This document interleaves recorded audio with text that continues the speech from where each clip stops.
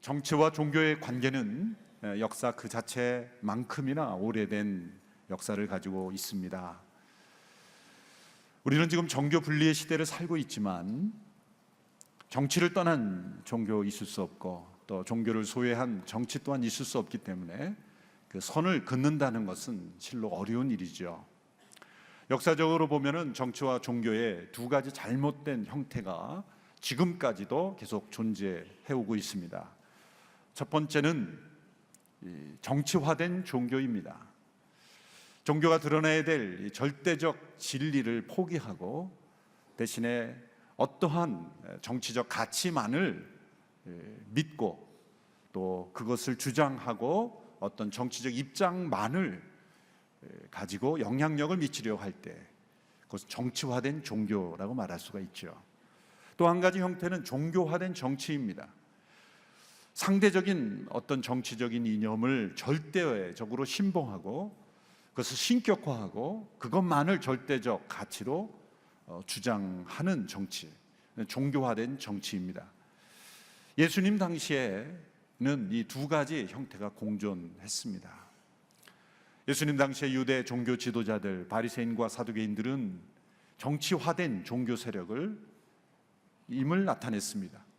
또한 로마 제국은 그 정치적 영향력이 거의 절대화되면서 시저를 신격화하고 시저를 로드, 주님이라 부르게 하면서 결국은 정치를 종교화하는 그런 시대에 이르게 되었죠. 예수님의 십자가 죽음은 이런 정치화된 종교 세력과 종교화된 정치 세력의 그러한 사악한 연합과 동맹으로 인해서 일어난 사건입니다. 예수님께 이 세상에 오셨을 때 종교화된 정치 세력, 정치화된 종교 세력들은 그 예수님을 인정할 수가 없었습니다. 예수님이 그 당시에 이 정치 종교의 중심지였던 예루살렘으로 들어가셨을 때 그 두 세력은 긴장할 수밖에 없었습니다. 예수님은 진정한 권위자이신 하나님의 권위를 가지고 가르쳤고 또 진정한 길과 진리를 가르치심으로 그 당시에 종교 지도자들의 그 위선과 거짓을 드러내셨기 때문에 그들은 두려워할 수밖에 없었습니다. 그들의 마음속에는 질투심도 있었지만 두려움이 더 컸을 것입니다. 예수님이 가르치시는 진리, 교훈 한마디 한마디 말씀들은 그 당시에 종교 세력, 정치 세력이 가지고 있었던 거짓과 위선과 그리고 모순들을 하나씩 하나씩 드러내고 있었기 때문이죠. 예수님께서 이 누가복음 20장에 이르렀을 때 예루살렘에서 하신 중요한 비유를 기록하고 있습니다. 예전에 저희가 마가복음에 살펴보았기 때문에 이번에는 스킵하고 넘어왔지만 한 포도원 품꾼의 비유죠. 이것은 주인이 그 포도원을 맡긴 종들이 그 소출을 받으려고 종들을 보냈을 때 종들을 계속해서 죽이고 결국 포도원 주인의 아들까지 죽여버리는 이런 비참한 이야기를 담고 있는 비유입니다. 그 당시에 종교 정치 세력들은 그 비유를 들었을 때 그 아들을 죽인 자들이 바로 자신들을 가리키는 것이라는 것을 간파했죠. 그래서 그때부터 예수님을 죽이려고 했습니다. 그들의 이 반응은 바로 예수님이 하나님의 아들이심을 그들은 알고 있었다는 것을 보여주는 것이죠. 역설적으로 보여주는 것이죠. 그들은 예수님의 권위를 무너뜨리려 했고 그 당시에 예수님을 따르는 수많은 사람들과 예수님을 분리시키려고 그들은 여러 가지 계략과 모략을 다 했습니다. 태스크포스 팀을 만들었습니다.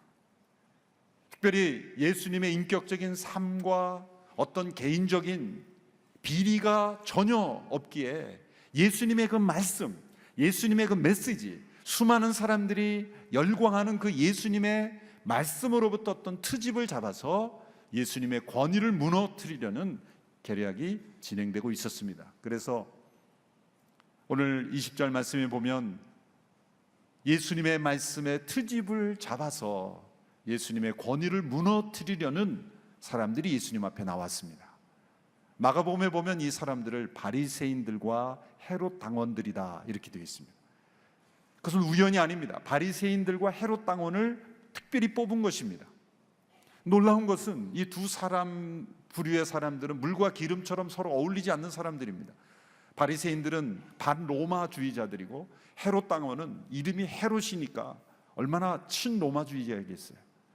바리새인들은 로마에 세금 내는 것을 싫어하고 반대하는 사람들이었고, 헤롯 당원들은 적극적으로 로마 제국에 협력하고 세금 내고 우리가 하나 되어야 된다라고 하는 그런 친로마주의자들이죠. 이 두 세력은 서로 사실 만날 필요도 없고 만나지 않는 사람들입니다. 그런데 한 팀이 되어서 예수님께 나갔다는 거예요. 사내들인 공회원들이 그들을 뽑았기 때문이죠. 여러분, 서로 다른 정치적 입장이라도 예수님을, 참된 진리가 되신 예수님을 무너뜨리는 일에 하나가 된다는 것, 여러분, 선한 일에 하나가 되는 것보다 악한 일에 하나가 되는 게 훨씬 쉽습니다. 선한 일을 하려고 할 땐 참 하나 되기가 힘들어요. 각자의 입장이 다르고 그렇습니다. 그런데 동일한 악을 품고 하나가 되면요, 사람들은 무섭게 하나 됩니다. 바로 이런 모습들을 보여주는 거죠. 이들이 예수님께 와서 어떠한 말로 예수님을 교란시키기, 예수님을 혼란하게 하는지를 한번 보십시오. 오늘 보면 20절부터 22절의 말씀을 우리 함께 읽겠습니다. 20절부터 22절 시작. 기회를 엿보던 그들은 첩자들을 보내어 의로운 사람들인 채 행동하도록 했습니다. 그리고 예수의 말씀에 트집을 잡아 결국 권력 있는 총독에게 넘겨주려는 속셈이었습니다. 첩자들이 예수께 물었습니다. 선생님, 선생님의 말씀과 가르침이 옳은 줄 저희가 압니다. 또 사람을 겉모습으로 판단하지 않고 언제나 진리에 따라 하나님의 길을 가르치시는 것도 압니다. 저희가 가이사에게 세금을 내는 것이 옳습니까? 옳지 않습니까? 자, 이들의 거짓되고 위선된 말들을 보십시오. 사단은 늘 독을 꿀과 함께 우리에게 주는 법입니다. 이들의 말을 보면 예수님 말씀은 언제나 진리를 전하는 하나님의 사람이라고 고백하지만 마음은 그렇게 인정하지 않습니다. 그들은 예수님을 랍비어, 그리고 선생님이라고 부르지만 마음으로부터 존경하지 않습니다.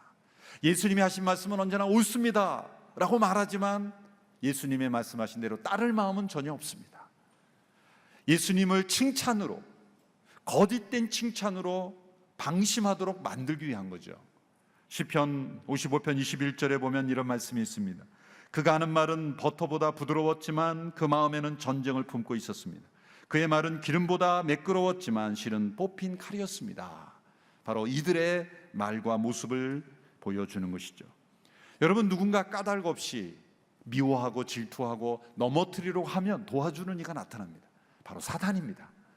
사단은 우리가 악한 마음을 품고 누군가를 무너뜨리려고 한다면 아이디어를 떠오르게 해요. 할 말을 떠오르게 해요. 그것은 하나님께로부터 온 것이 아니라 사단이 우리를 도와주기 위해서, 누군가를 넘어뜨리려고 하면 생각지도 않은 아이디어가 막 떠오르는 거예요. 그것은 사단으로부터 오는 아이디어입니다. 여러분, 이런 사단의 협력을 받지 않는 우리가 되기를 바랍니다. 이 거짓과 위선의 칭찬, 여러분, 칭찬은 고래도 춤추게 한다, 그런 책 제목이 있었죠. 의미는 알겠습니다만 고래는 춤춰도 괜찮아요. 뭐 바닷물이 넘치겠습니까? 그러나 사람은 칭찬에 춤추면 큰일 납니다. 넘어집니다. 방심합니다. 칭찬을 두려워해야 됩니다. 칭찬을 우리는 겁내야 합니다. 예수님께 이 위선적인 칭찬, 거짓된 칭찬을 통해서 예수님의 그 마음을, 영성을 흐리게 하고 방심하게 하고 무너뜨리게 하고 분별력을 잃어버리게 하는 거죠. 예수님은 그러나 그들 이면에 있는 그들의 간교한 속셈을 아셨습니다. 이들은 이러한 질문을 내놓았습니다. 가이사에게 세금을 내는 것이 옳습니까? 옳지 않습니까? 자, 세금이 옳으냐 그르냐의 문제가 아니죠. 세금을 내야 되냐 안 내야 되냐라고 질문하면 그건 어리석은 거죠. 가이사에게, 그게 중요한 겁니다. 가이사에게, 시저, 그 당시 로마 제국에 거의 신성시 되고 있는 그 가이사에게 세금을 내는 것이 옳으냐 옳지 않느냐, 이것은 역사적 배경을 통해 우리가 좀 이해해야 합니다. 유대 땅에 세금이 부과되기 시작한 것은 분봉왕, 유대 아켈라우스가 이제 죽고 난 이후에 AD 6세기경부터 로마가 직접 통치하면서부터 본격적인 세금을 걷어들이기 시작했습니다. 세 가지 종류가 있었다고 합니다. 첫 번째는 토지세, 그라운드 텍스, 그래서 모든 산물의 10분의 1, 특별히 이런 과실들은 5분의 1. 두 번째는 소득세 1%의 세금을 냈죠. 근데 세 번째가 문제인데, 이것은 인두세라 그래서 인구조사 때 내는 1년에 한 차례 인구조사를 하면서 성인, 남녀 모든 사람에게 한 데나리온씩, 한 데나리온 하루의 품삯이에요. 근데 그것이 문제가 아니라 그 한 데나리온이라는 화폐, 동전에 시저의 얼굴이 박혀 있고, 그 시저의 얼굴이 박혔을 뿐만 아니라 앞뒤에 글이 적혀 있는데, 거기에는 시저를 신적인 아들로, 디바인맨으로, 그리고 그 뒷면에 보면은 대제사장이다, 최고의 대제사장이다라는 그 호칭을 이 동전에 써놨다는 거죠. 그것이 유대인들에게는 참을 수 없는 하나님에 대한 모독이요, 그들의 신앙에 대한 모독이요, 있을 수 없는 그 데나리온을 세금으로 바치게 함으로써 로마는 어쩌면 유대 민족에 있었던 신앙을 말살시키고, 또 그들이 가지고 있었던 하나님께 대한 경외심을 무너뜨리고, 하나님께 향하던 그들의 신앙을 시저에게 향하도록 하는 그런 정치, 이 종교화된 정치 세력의 그 본래의 모습, 의도를 드러낸 것이죠. 사람들은 불편했습니다. 받아들이기 어려웠습니다. 바로 이들의 질문한 건 그겁니다. 그 시저에게 그 세금 내는 것이 옳으냐? 이것은 트랩입니다. 어리석은 사람 같으면 이건 금방 넘어갈 부비 트랩과 같은 거죠. 만일 예수님께서 세금을 내는 게 옳다라고 말하는 그 순간, 예수님은 많은 유대인들의 반감을 불러일으키고, 왜 바리새인을 거기에 넣겠습니까? 만일 세금을 내는 게 옳다 그러면 바리새인들은 유대인들을 부추겨서 예수님은 친로마주의자고, 그리고 로마 제국의 신성을 인정한 그런 사람이라고 소문을 냈을 것입니다. 만약 옳지 않다라고 말했더라면 왜 헤롯 당원을 거기에 넣겠습니까? 헤롯 당원은 친로마주의자이기 때문에 로마에게 가서 이제 반역자로 예수님을 고소해서 예수님을 곤란에 빠뜨릴 수 있는 양측의 사람들을 대표자로 뽑은 겁니다. 이런 트랩의 앞에 예수님이 놓여 있습니다. 복음서를 보면 예수님이 여러 번 이런 트랩에 덫을 놓았지만 예수님은 넘어가지 않으셨죠. 오늘 예수님께서 이 트랩을 어떻게 넘어가시면서 이들에게 참된 진리를 증거하시는지를 함께 보십시오. 예수님 먼저 답변하기 전에 이렇게 그 상황을 만드셨어요. 데나리온 있으면 한번 꺼내봐라. 데나리온을 나에게 좀 보여달라. 그랬더니 그 예수님을 트집 잡으러 온 사람들이 주머니에서 이 데나리온을 꺼내는 거예요. 참 이게 기가 막힌 아이디어입니다. 자, 유대인들이 그토록 혐오하는 데나리온을 그들은 소지하고 있었어요. 가지고 있었어요. 이거는 일종의 폭로입니다. 보여주신 겁니다. 너희들의 주머니에서 그 데나리온이 나왔다는 것은 너희들이 지금 로마 제국의 협력자가 아니냐 라는 것을 먼저 폭로한 거예요. 자, 거기에 누구의 얼굴이 그려져 있느냐? 가이사의 얼굴입니다. 가이사의 것은 가이사에게, 하나님의 것은 하나님에게 바치라. 자, 이 말씀을 남기셨어요.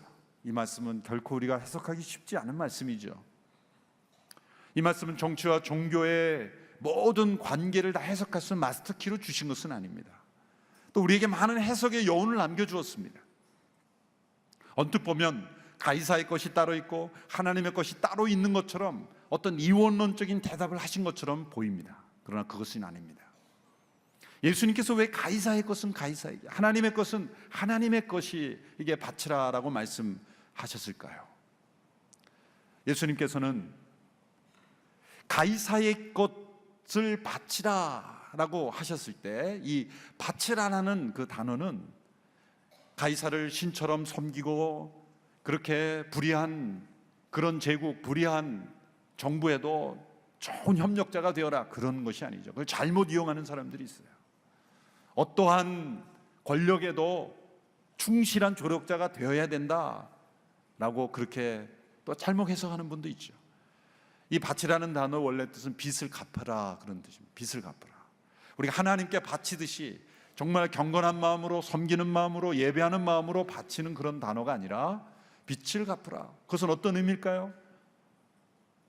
로마 제국이 그런 시절을 신성시하는, 때로 다른 민족을 지배하는 그런 여러 불의한 모습이 있지만, 또 한편으로 보면은 그 로마 제국에 따라놓은 길, 닦아놓은 길, 팍스 로마나의 어떤 평화, 일부 그들을 통해서 얻는 어떤 너희들이 받는 유익이 있다면 그 빚을 갚아야 된다. 빚을 갚는 차원이다. 그들을 섬기고 그들을 하나님처럼 예배하는 그런 차원이 아니라 빚을 갚는 차원이다. 또 한 가지는 그 시저의, 가이사의 그 자신을 우상화하는 죄악을 폭로한 거죠. 그 동전에 자신의 얼굴을 새기고 자신을 최고의 대제사장이라 이름을 넣어놓는 그런 불의한 우상 숭배화하는 것을 폭로한 거예요. 그 더러운 우상 숭배는 그들에게 줘버려라, 그들의 것이 되게 하라 라고 말씀하시는 내용이 포함되어 있는 것입니다. 예수님께서 가이사의 것을 가이사에게 바치라 라고만 말씀하셨다면 예수님은 친로마주의자로 끝나버리는 겁니다. 그런데 예수님은 한 말씀을 덧붙였습니다. 하나님의 것은 하나님에게 바치라. 하나님의 것을 하나님에게, 이것은 트집 잡으려는 사람에게 교훈을 주시는 겁니다. 가이사가 아무리 권세자라 할지라도 그의 얼굴이 새겨져 있는 동전, 세금을 내게 하는 것, 그러한 권세가 있다 할지라도 절대로 하나님의 권세는 넘어갈 수 없는 것이다. 가이사가 넘어갈 수 없는 하나님의 것이 있고 하나님의 권세가 있는 것이다. 가이사조차도 하나님의 것이다. 가이사에게는 경고를 주는 거죠. 내가 아무리 너 자신을 우상화하고 신적인 존재로 높인다 할지라도 어느 한순간 하나님은 너의 권세를 되찾을 것이다. 너는 신이 아니다. 하나님의 것을 하나님께서 되찾으신다면 너는 그 자리를 하루아침에 이룰 수 있는 것이다. 하나님의 것을 하나님의 것으로 인정하지 않는 자들은 하나님은 결코 인정하지 않을 것이다. 가이사에게는 경고를 주는 거예요. 유대인들에게도 경고를 주는 겁니다. 그들은 늘 핑계거리가 많았습니다. 로마 제국 때문에 우리가 믿음의 생활을 할 수 없습니다. 로마의 지배에 있기 때문에 우리는 하나님을 제대로 섬길 수 없습니다. 그건 다 핑계다. 가이사의 것은 가이사에게 주어버려라. 그러나 하나님을 섬길 수 있는 얼마나 많은 것들이 있는가. 너희가 마음을 다해 하나님을 사랑하기만 한다면 너희가 하나님을 예배하지 못할 이유가 없는 것이다. 하나님을 섬기지 못할 이유가 없는 것이다. 로마 제국 핑계대지 마라. 시저 때문에 우리의 신앙이 무너진다라고 그렇게 핑계대지 마라. 세상이 악해서 내 믿음을 지킬 수 없다라고 그렇게 핑계대지 마라. 가이사 때문에 우리의 믿음이 흐트러진다고 핑계대지 마라. 하나님의 것을 하나님께 바칠 수 있다. 가이사는 그 세금 내게 하고 그리고 정치 질서로 너희들의 영혼을 살 수 있느냐? 세금은 내게 할 수 있지만 너희들의 영혼까지 빼앗아갈 수는 없는 것이다. 그러므로 만일 너희 영혼과 마음이 하나님께 드려지고 있다면 가이사는 너희의 영혼까지 가져갈 수는 없는 것이다. 가이사가 요구하는 세금이 너희의 영혼이 하나님께로 향하는 것을 절대로 방해할 수는 없는 것이다. 하나님의 것은 하나님께 드리라 라고 유대인들을 가르치시는 거죠. 예수님은 무엇이 가이사의 것이고 무엇이 하나님의 것인지 목록과 리스트를 만들어주지 않으셨어요. 참 우리들은 그걸 원해요. 뭐가 하나님의 것인지, 뭐가 내 것인지 이렇게 목록을 딱 정해서 구별해 주기를 원하죠. 그런 종교적 규칙을 원합니다. 근데 예수님은 그렇게 구분해 주지 않으셨어요. 우리가 하나님을 정말 사랑한다면 우리는 그런 분별력을 얻을 것이다. 무엇이 가이사의 것이고 무엇이 하나님의 것인지는 우리에게 맡기신 거예요. 우리가 기도하는 가운데 어떤 사람에게는 가이사의 것이 어떤 사람에게 하나님의 것이 드려질 수 있어요. 어떤 사람에게는 하나님의 것인데 어떤 사람은 가이사의 것으로 바칠 수가 있는 거예요. 그 분별력은 우리 각자의 믿음과 영혼에 맡기신 거예요. 어거스틴은 이런 말을 했죠. 하나님을 사랑하십시오. 그리고 당신이 원하는 대로 하십시오. 이게 무슨 말입니까? 정말 하나님을 마음을 다해 사랑한다면, 뜻과 정성을 다해 힘을 다해 하나님을 사랑한다면 하나님께서 우리에게 분별력을 주시는 겁니다. 무엇을 하나님께 드려야 할지. 우리는 나의 것과 하나님의 것을 자꾸 구별하는 그런 속성이 있어요. 제가 예전에도 한번 사용한 예화이지만 한 번만 더 쓰겠습니다. 어떤 사람이 이 젖소 두 마리를 낳았어요. 그 소가. 그랬더니 그 아내에게 이렇게 말하는죠. 여보, 두 마리를 주셨으니 우리 한 마리는 하나님께 바치고 한 마리는 우리의 것으로 합시다. 그랬더니 그 부인이 이렇게 말하는 거, 어느 것이 하나님의 것입니까? 그랬더니 그게 중요한 게 아니고 어쨌든 둘 중에 한 마리는 하나님의 것이라는 거죠. 그런데 그 두 마리 중 한 마리가 어느 날 병들어서 죽었어요. 그랬더니 이 남편이 슬픈 표정으로 와서 이렇게 아내에게 말하는 거예요. 여보, 하나님의 것이 죽었어. 이렇게 기만다면 자기에게 유익한 이로운 것으로 만들어가지고 핑계를 대는 이런 신앙이 아니라, 역으로 나의 것으로 생각했던 것이 죽었어. 그리고 남은 한 가지를 하나님의 것으로 인정하는 이 소유의 의식이 하나님 중심이라면 모든 것이 다 아버지의 것인데 그 중에서 내게 허락한 것이 무엇인가, 그것을 통해서 아버지께 영광을 올려드리는 거죠. 가이사의 형상이 박혀있는 그 동전은 가이사의 것이지만, 그렇다고 한다면 모든 인간은 하나님의 형상이 새겨진 하나님의 동전이다. 너희 존재 자체가 하나님의 것이다. 가이사도 하나님의 것이다. 그러므로 이 말씀은 가이사의 것을 가이사에게 나에게 초점이 있는 게 아니라 뒤에 거에 초점이 있는 거예요. 하나님의 것을 하나님의 것으로 바치라. 모든 것은 하나님의 것이다 라고 강조하신 거예요. 우리가 생각할 때는 예수님께서 이 트랩을 어느 한쪽에 빠지는 걸 두려워해서 양쪽을 비껴간 것으로 생각하는데 아닙니다. 양쪽 모두에게 미움을 받을 대답을 하신 거예요. 왜 그렇습니까? 세금을 내는 것이 옳습니까? 옳지 않습니까? 라고 할 때 결국은 내라 그런 거잖아요. 가이사의 것을 가이사에게 내라. 그 세금을 내라 그런 거거든요. 그러면 유대인들에게 반감을 불러일으켰어요. 그것만 하신 것이 하나님의 것을 하나님의 것으로 바치라 그랬으니 이건 또 로마에게 미움을 받은 거죠. 예수님은 어느 한쪽의 정치적 입장을 두려워해서 어떻게 하면 비켜나갈까를 해결하는 분이 아니었어요. 때로는 과감하게 양쪽 모두에게 미움을 받더라도 참된 진리를 말씀하신 분이에요. 많은 정치가들이 어떤 결정과 정책을 할 때 사람 눈치 보느라고 올무에 빠지는 경우가 얼마나 많습니까? 모든 사람에게 미움을 받더라도 옳은 것을 얘기하면 그것이 승리하는 길입니다. 예수님이 어떻게 이기셨어요? 트랩에 빠지지 않으려고 한 게 아니라 기꺼이 빠져준 겁니다. 양쪽 모두에게 미움을 받은 길을 선택한 거예요. 그런데 이들이 말문이 막혔다 그랬어요. 할 말이 없게 만들었다 그랬어요. 왜? 옳은 말씀이니까. 옳은 말씀입니다. 오늘 우리에게는 예수님의 담대한 용기와 지혜가 필요한 줄로 믿습니다.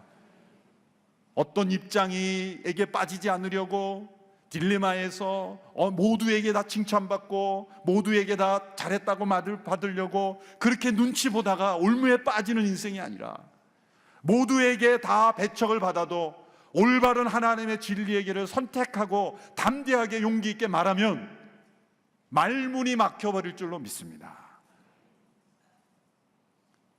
세상의 말문을 막히게 하는 하나님의 사람들, 우리 모두가 될 수 있게 되기를 축원합니다. 그래서 우리는 지혜가 필요한 거예요.